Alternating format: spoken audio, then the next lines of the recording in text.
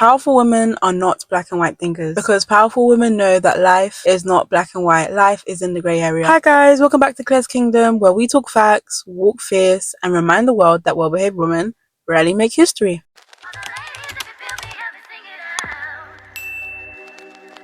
So today we're going to be talking about the power of being complex, the power of holding contradictory beliefs, the power of being nuanced. So if you want to be a powerful woman, or if you want to know if you're a powerful woman, look at the way you think and the way you hold your beliefs and thoughts and habits. Powerful women are not black and white thinkers.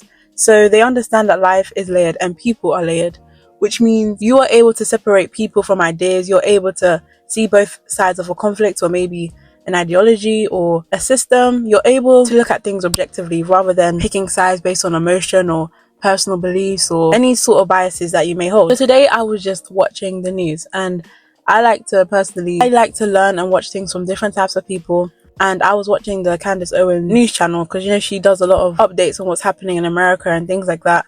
And someone that I knew must have walked in the room while I was watching it, and they were very quick to say, free yourself from watching that lady, she's this, she's that, you know, calling her different names, right? And I stopped to say, you know, you can separate somebody from the news or the things that they're saying, right? Like, you know, you can listen to somebody and not agree with everything they stand for, right? Because personally, I'm not even going to say I agree with everything that Candace Owen says, but I personally think you can learn something from her. You can learn something from anyone and everyone, but this person was very adamant of, you should listen to this person.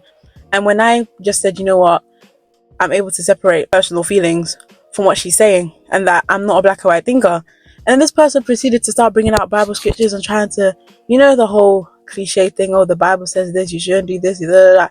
And I just said, you know what, each to their own. Because one thing that I found is that, especially religious people, like, I'm not going to say I'm religious, I am a Christian, like, Jesus is my Lord and Savior, I believe in God, but I don't fall into the systems or structures or rituals that people have put in religion to try to control people, especially women. And I find it so interesting that as soon as you disagree with someone who may be religious or whatever, try to guilt you by bringing God into it, or guilt you by bringing Bible scriptures or using the Bible, I just find it so weird. It makes me cringe every single time, because the thing that you need to know about me is that you cannot guilt me. These people tend to be one of the most hypocritical people. They pick and choose when the Bible applies to them or life, or they pick and choose when God is relevant to certain conversations, and then calling people out their name, calling people demonic, calling people this and that, which I find to be absurd, because I'm not even going to get into that. The same example when it comes to people like Beyonce as well.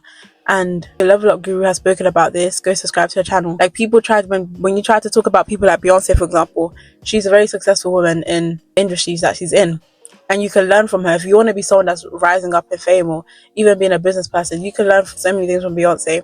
But then people will say, because of her extracurricular activities, whether that's engaging in whatever that is, people try to take away or discredit the whole person and say, you know what, discard her, you can't learn a thing from her, now she's, you know, she's not worth being called human. And I find it crazy that people will disagree with people, and because of that they just disregard them as a human. As for me, I see people's humanity first, and I honestly believe you get to pick and choose what you accept from someone. Yes, someone can have the most absurd beliefs, but they can also have so much wisdom as well. There's so many people that I look up to, and I listen to their messages, I listen to their words, but there's some messages where I can say, yeah, I don't agree with that, or I disagree with that. But that doesn't mean now that I'm going to just disregard the whole person or say, oh, they're full of trash, or, you know, they're not reliable. No, they're a person. They have their beliefs. I have my beliefs. They have their advice. You can take it and you can leave it. But I think the problem is when people try to define a person based on their opinions and then wipe out their humanity. And going back to the message of this video, powerful people and powerful women are able to hold contradictory beliefs. You're able to know, you're able to see, you know what, a person may have interesting activities, but the way they do this, I can learn from this. Like, you can look at a person and say, you know what, I don't like the way they live, but you know what, I like the way they present themselves. I may adapt that.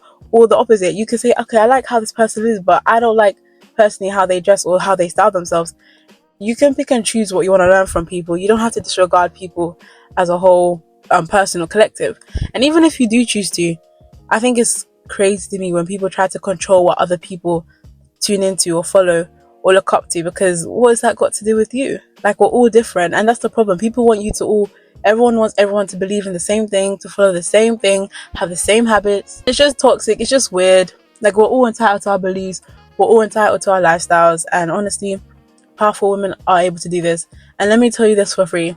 If you want to be someone that's climbing up the corporate ladder, walking into rooms, upper echelon rooms, being in presidential spaces, you have to be someone that can hold nuance, that can hold contradictory beliefs, or even just be someone that you're able to see things objectively. The problem in today's society is that everybody wants everyone to think the same thing, especially because most people are sheeps. And the reality is, we all have our beliefs. Someone else having a different point of view on a certain subject or matter shouldn't stop you from treating them as a human, shaking their hands, being cordial. You don't have to be best friends with them. You don't have to dedicate your life to them, but you can still be cordial.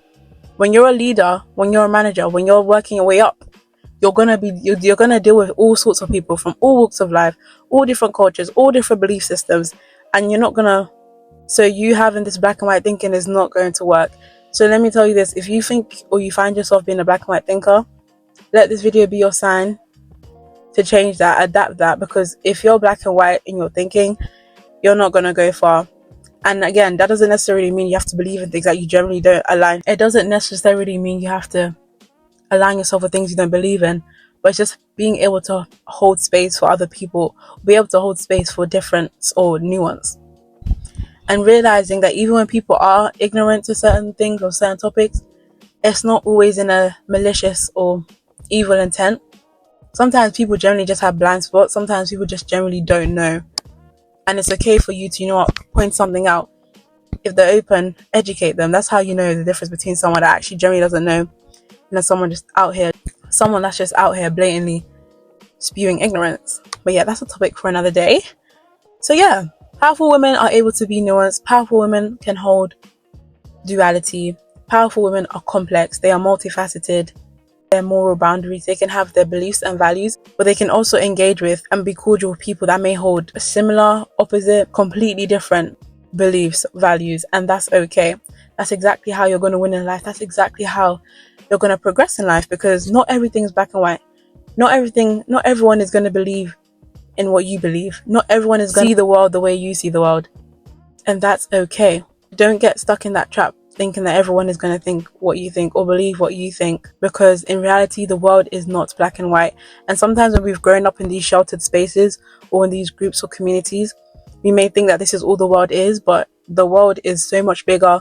The world is so much more nuanced, so many different people, so many different backgrounds, cultures that you may not even have heard of. So don't get stuck in a trap of being black and white.